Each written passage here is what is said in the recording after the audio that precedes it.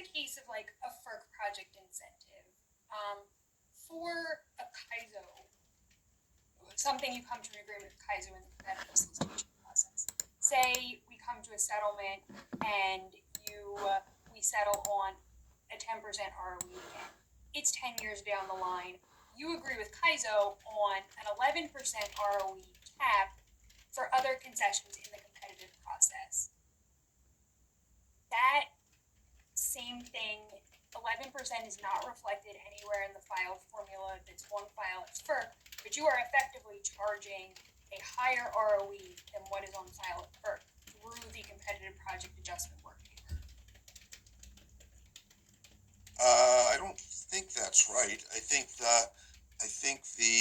don't think you can do concessions that will increase the ROE, right? So I think if the ROE in particular is going to be higher than what's in the template, you would need to make it either do an incentive filing if it's project specific, or modify the template.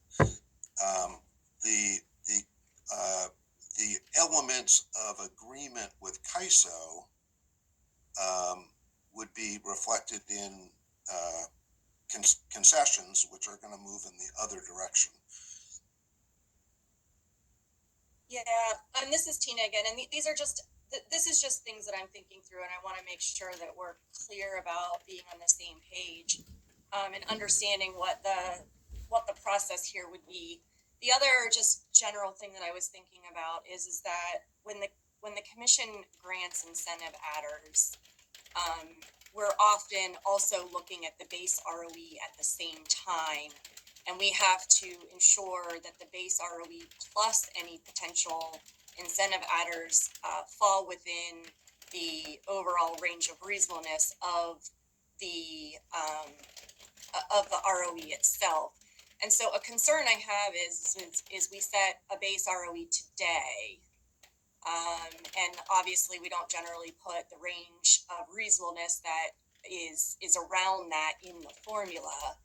And in the future, you request an incentive adder with the commission on a particular project, but maybe baseline ROEs have fallen due to changes in the markets. How do you ensure that the baseline ROE that's in there plus the incentive adder remains within a range of reasonableness? Is that something that you would have to show the commission that, say, the 10% plus a 50 basis point or 100 basis point adder is still within that time, whether it's 3 years or 5 years or next year, that still fits within the range of reasonableness? Is that your burden? I would think so. And if it doesn't fit within that range of reasonableness, are we back looking at the base ROE?